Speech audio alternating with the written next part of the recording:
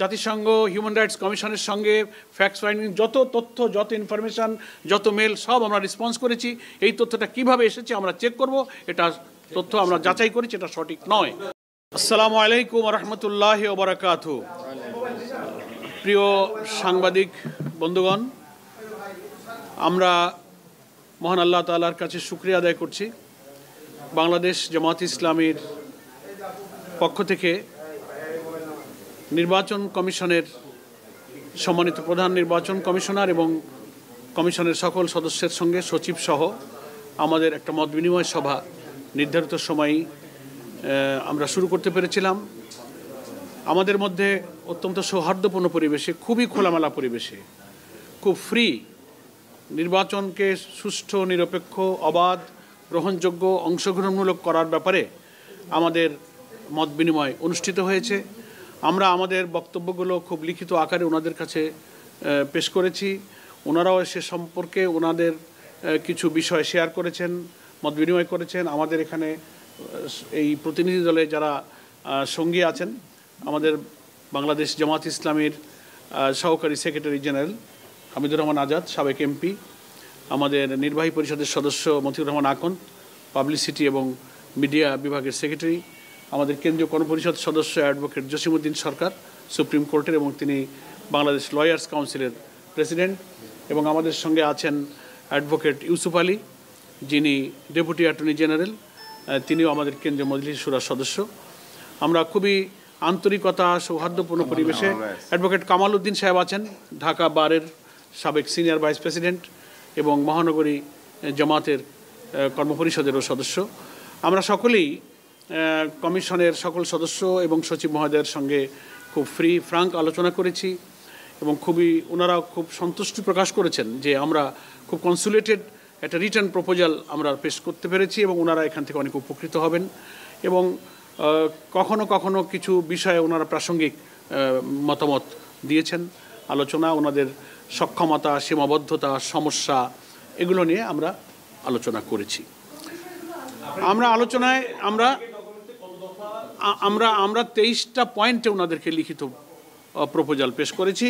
তো সব তো আর এখানে আপনাদের সামনে ব্রিফ করার, মেজরের মধ্যে আমরা পরিষ্কার বলেছি যে নো ইলেকশন উইদাউট রিফর্ম। আমাদের পরিপূর্ণভাবে অন্তত নির্বাচনী প্রক্রিয়ার সঙ্গে যে সমস্ত অর্গান এবং বিভাগগুলো রাষ্ট্রের জড়িত, সেগুলোকে সংস্কার করেই জাতীয় সংসদে নির্বাচন করতে হবে। তা না হলে এই নির্বাচন নিরপেক্ষ হবে না, অবাধ হবে না। পূর্বের যে 3টা নির্বাচনে জনগণ ভোট দিতে পারে নাই, সেই নির্বাচনেরই পুনরাবৃত্তি ঘটবে। এদেশের জনগণ 2000 ছাত্র জনতার জীবন এবং প্রায় 30,000 ছাত্র জনতার যে আহত এবং রক্ত, এটা বৃথা যাবে। এই জন্য আমরা এটা বলেছি যে সংস্কার সম্পূর্ণ করে নির্বাচন প্রক্রিয়া সুষ্ঠু করতে যেটুকু সংস্কার লাগে, আমরা হোল রাষ্ট্রের সংস্কার আমরা বলিনি। এখানে অনেকে ভুল বোঝার চেষ্টা করেন। এটা করতে গেলে ইট উইল টেক টাইম, এটা একটা নির্বাচিত সরকারের দায়িত্ব। কিন্তু এই অন্তর্বর্তীকালীন সরকারের এটা দায়িত্ব নির্বাচনকে নিরপেক্ষ করার প্রয়োজনে যে সংস্কারটুকু ন্যূনতম প্রয়োজন, তার জন্য যতটুকু সময় যৌক্তিক প্রয়োজন হবে, জামাত ইসলামী সে সময় দিতে প্রস্তুত এবং সেই নির্বাচন করবে। আমরা কোনো দিন, মাস, ক্ষণ বেঁধে দিইনি। জামাত ইসলামীর পূর্বের যে অবস্থান, আমাদের সম্মানিত আমিরে জামাত ডক্টর শফিকুর রহমান প্রথম থেকে আমাদের নির্বাচনী দিনক্ষণের ব্যাপারে যে অবস্থানের কথা জাতির সামনে ব্যক্ত করেছেন, আমরা আজকেও সেই অবস্থান ব্যক্ত করেছি।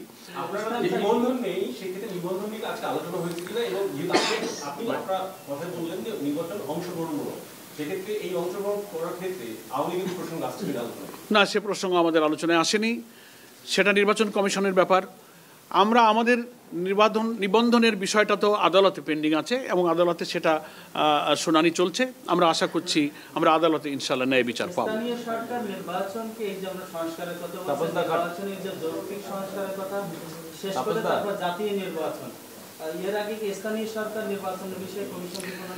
কমিশনকে আমরা তো পরামর্শ দিয়েছি যে জনগণের আকাঙ্ক্ষা, কিন্তু জনগণ চায় যে স্থানীয় সরকার কাঠামোকে সচল করতে, সক্রিয় করতে, স্থানীয় সরকারের এবং গ্রামীণ অবকাঠামোতে উন্নয়ন, আইন শৃঙ্খলা, জনদুর্ভোগ কমাতে জনগণের আকাঙ্ক্ষাই হচ্ছে স্থানীয় সরকার নির্বাচনটা আগে হোক। আমরা জনগণের এই আকাঙ্ক্ষার সাথে সমর্থন এবং সম্মান ব্যক্ত করেছি। হ্যাঁ, কোনটা? না, আমরা অনেকবার বলেছি এবং আমরা তো গত 25শে নভেম্বর সরকারের যে রিফর্ম কমিশন করা হয়েছিল, নির্বাচন ব্যবস্থার যে কমিশন একটা গঠন করেছিল সরকার, আমাদের কাছে লিখিতভাবে ওনারা আমাদের প্রপোজাল চেয়েছিলেন। জামাত ইসলামীর পক্ষ থেকে 25শে নভেম্বর রিটেন আমাদের একটা প্রপোজাল আমরা সেই রিফর্ম কমিশনের কাছে জমা দিয়েছিলাম। তার থেকে কিছু কিছু বিষয় আজকে আমরা এখানে মেইন বিষয়গুলো আমি একটু বলি। আমরা আমাদের আজকের প্রস্তাবনার মধ্যে বলেছি সেটা হচ্ছে প্রপোর্শনাল রিপ্রেজেন্টেশন, পিআর, আনুপাতিক প্রতিনিধিত্ব হারে যে নির্বাচনের ব্যবস্থা আধুনিক গণতান্ত্রিক বিশ্বে প্রায় 60টির অধিক দেশে এটা প্রচলিত আছে। নির্বাচনকে কালো টাকা এবং পেশি শক্তি থেকে মুক্ত করে ফ্রি ফেয়ার একটা ইলেকশন এবং পার্লামেন্টকে যদি দক্ষ পার্লামেন্টারদের দ্বারা, আইন প্রণেতাদের দ্বারা পরিচালিত করতে হয়, তাহলে এই পদ্ধতিটাই বাংলাদেশের জন্য খুবই উপযোগী। এটা আমরা প্রপোজ করেছি। আমরা বলেছি যে আরপিওতে 9A যে আর্টিকেল আছে, অনুচ্ছেদ 91-এর A, 91-এর A যে অনুচ্ছেদ আছে, সেটা গত সরকার বেআইনিভাবে নির্বাচন কমিশনের এই অধিকারকে তারা খর্ব করেছিল, রাজনৈতিক উদ্দেশ্যে তারা খর্ব করেছিল, যেখানে আমরা বলেছি যে এটাকে পুনর্বহাল করতে হবে। যে কোনো নির্বাচনে অনিয়ম হলে ইলেকশন কমিশনকে সেই আইনে এখতিয়ার দেওয়া হয়েছিল অনুচ্ছেদে যে তারা আংশিক বা পুরো বাতিল করতে পারে। এটা গত সরকার পলিটিক্যাল ইন্টেনশনে তারা এটাকে তুলে নিয়েছিল, বাতিল করেছিল। এটাকে আমরা পুনর্বহাল করতে দাবি করেছি। নেক্সট, আমরা বলেছি প্রবাসী ভোটারদের ভোট ইনশিওর করতে হবে। প্রায় 1 কোটির অধিক ভোটার কিন্তু আমাদের প্রবাসে তারা আছে, এটাকে আমরা ইনশিওর করতে বলেছি।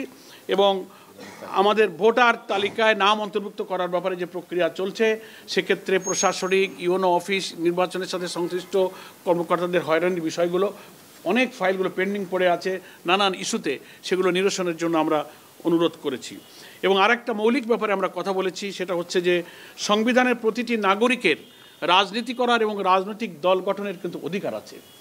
তো নির্বন্ধন আইন যেটা করা হয়েছে, যার ভিত্তিতে এখন বাংলাদেশের রাজনৈতিক দলগুলো 8 সালের পর থেকে রেজিস্ট্রেশনের সিস্টেম চালু হয়েছে। এর আগেও তো বহু ইলেকশনে আমরা অংশ নিয়েছি। এতে করা হয়েছে যে এত কঠিন শর্তগুলো দিয়ে এই আইনটা করা হয়েছে যে সকল রাজনৈতিক দলের এত কঠিন শর্ত পূরণ করে রাজনীতি করার অধিকার কিন্তু খর্ব করা হচ্ছে। এই জন্য আমরা এটা বলেছি যে এই আইনটা বাংলাদেশের সংবিধানের সাথে সাংঘর্ষিক, এটা বাতিল করা উচিত। রাজনীতি এবং দল করার অধিকার সকলের আছে, কঠোর শর্ত দিয়ে এখানে বিঘ্ন সৃষ্টি করা হয়েছে। এবং আমরা বলেছি সরকারি কর্মকর্তা এবং রাষ্ট্রের লাভজনক পদে অধিষ্ঠিত যারা, তাদের চাকরি থেকে বা দায়িত্ব থেকে অব্যাহতির অন্তত কমপক্ষে 3 বছর পূর্ণ না হলে তাদেরকে নির্বাচনে যোগ্য করা যাবে না। এই সমস্ত মেইন বিষয়গুলোতে আমরা আলোচনা করেছি। আরও তো প্রাসঙ্গিক খুঁটিনাটি রিলেটেড অনেক কথাবার্তা এসেছে। একজন বলেন। সেটা হচ্ছে যে জাতিসংঘের মানবাধিকার কমিশন, প্রসঙ্গে একটু বাইরে, জাতিসংঘের মানবাধিকার কমিশনের পক্ষ থেকে বলা হয়েছে তারা যে এই যে গুম খুন নিয়ে যে তারা যে তদন্ত করেছে, সেখানে জামাতের পক্ষ থেকে তারা কোনো সহযোগিতা পায়নি, আপনারা ইন্টারভিউ দেননি। এই বিষয়ে আপনাদের দলের অবস্থান কি? এই তথ্যটা নিয়ে আমরা গতকালকে গণমাধ্যমে বলেছি, এটা তথ্য সঠিক নয়। আমরা চেক করে দেখেছি। আমরা জাতিসংঘ হিউম্যান রাইটস কমিশনের সঙ্গে ফ্যাক্টস ফাইন্ডিং যত তথ্য, যত ইনফরমেশন, যত মেল, সব আমরা রেসপন্স করেছি। এই তথ্যটা কিভাবে এসেছে আমরা চেক করব। এটা তথ্য আমরা যাচাই করেছি, এটা সঠিক নয়, ইনফরমেশন সঠিক নয়। একজন আমরা তো আমরা এটা বলেছি, এটা আমরা বলেছি গভর্নমেন্ট একটা টেন্টেটিভ আইডিয়া দিয়েছে। তারা যদি তাদের ঘোষিত সময়ে সংস্কারের প্রয়োজনীয়তা সম্পূর্ণ শেষ করে নির্বাচন ফ্রি ফায়ার করতে পারেন, তাতে আমাদের কোনো আপত্তি নেই। মাস আমাদের কাছে ফ্যাক্টর নয়। মাস হচ্ছে যে সংস্কারটা পূর্ণ করে ইলেকশন ফেয়ার হবে কিনা, সেটার জন্য যে মাস লাগে আমরা তার জন্য প্রস্তুত আছি। জি, স্থানীয় নির্বাচন, জাতীয় নির্বাচনের আগে চান, কিন্তু এই দুটো ইস্যুতে আমরা দেখছি বিএনপির অবস্থান বিপরীত। তাতে বিএনপি মতো রাজনৈতিক দলের সাথে যেহেতু আমরা একসাথে বিভিন্ন কর্মসূচি বিভিন্নভাবে কাজ করেছেন, যদিও এখন নির্বাচন মাঠে আপনাদের প্রতিদ্বন্দ্বিতা আছে, বিএনপির সাথে আপনাদের এইসব বিষয়ে বোঝাপড়া আছে কিনা, নাকি একেবারে বিপরীত? একটা গণতান্ত্রিক দেশে নানান ইস্যুতে ভিন্ন মত তো থাকতেই পারে, এ ব্যাপারে আমাদের কোনো মন্তব্য নেই। আমাদের একটা মত দিয়েছি, তার সাথে আরেকটা দলের ভিন্ন মত থাকতে পারে। That is the beauty of democracy, এটা হতেই পারে। আচ্ছা, আমি একটু জিজ্ঞেস করি যে সংখ্যানুপাতিক যে বিষয়টা এসেছে, এটা আমি অ্যাজ এ জার্নালিস্ট হিসেবে বলছি না, মানুষের পার্সপেক্টিভ হিসেবে বলতে চাই। 300 আসনে আমাদের যে প্রার্থী দেওয়ার একটা সক্ষমতা নেই, নির্দিষ্ট আসনগুলোতে আপনাদের জনপ্রিয়তা এর পরিপ্রেক্ষিতে যাতে যদি 300 আসনে এককভাবে ভোট হয় দলভিত্তিক, সেক্ষেত্রে আসন পাওয়ার সম্ভাবনা খুবই কম।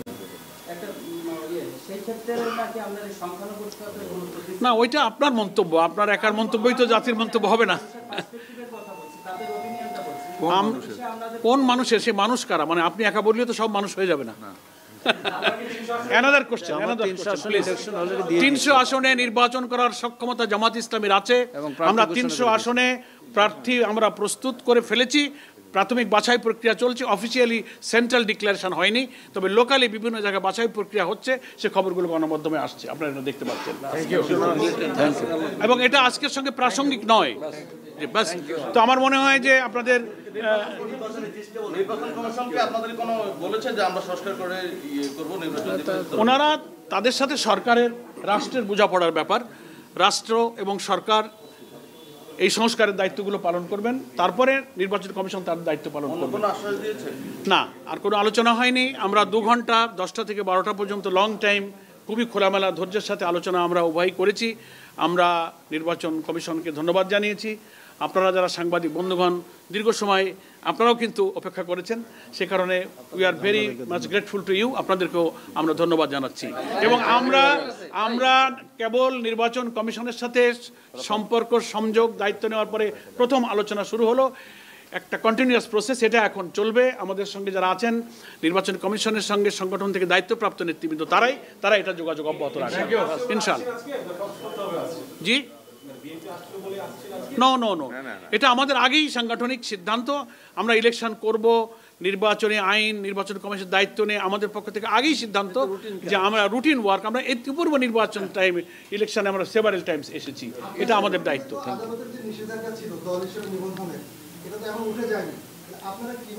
না, এই জবাব আমরা দিয়েছি। আমাদের এটা আদালতে আমাদের শুনানি চলছে, আমরা ইনশাআল্লাহ আদালতে সুবিচার পাবো, আমরা সেটা আশা করছি। না, নিষেধাজ্ঞাই তো দেয় না, এই কথাটা তো ঠিক নয়। না, এটা নিষেধাজ্ঞা নয়, এটা কোনো নিষেধাজ্ঞা নয়। প্লিজ, আপিল মামলা চলছে, 2টো রায় হয়েছে, একজন পক্ষে দিয়েছেন, 2জন ভিন্ন দিয়েছেন, এটা নিয়েই আপিল। সুতরাং একে কোনো নিষেধাজ্ঞার বিষয় নয়। এই মামলা নিষ্পত্তি হবে আপিল বিভাগে, আপিল শুনানির মাধ্যমে। থ্যাংক ইউ, ধন্যবাদ সবাইকে। নিবন্ধন প্রয়োজনই নাই। দল হইলেই সেই ইলেকশন আগে ছিল না। বিফোর 2008 আমরা কি করেছি? আমরা ইলেকশন, আমাদের তখন নিবন্ধন আইন ছিল না। আমরা তখন বড় বড় দল, বিএনপি, আওয়ামী লীগ, জামাত, আমরা ইলেকশন করিনি। আমরা 91-এ করেছি, 79-এ করেছি, 86, 88 বহু ইলেকশন আছে। তখন তো রেজিস্ট্রেশন আইন ছিল না। এগুলো করে মানে রাজনৈতিকভাবে দল করার, রাজনীতি করার অধিকারকে কিন্তু বিঘ্ন ঘটানো হয়েছে। এই জন্য আমাদের কনস্টিটিউশনের সাথে এই আইনটা কন্ট্রাডিক্টরি। প্রতীক আমাদের আছে, দাঁড়িপাল্লা, আমরা সুবিচার পাবো, সেই আইনেই এটা ফয়সালা হবে ইনশাআল্লাহ। Thank you. সাফিসিয়েন্ট কথা হয়ে গেছে।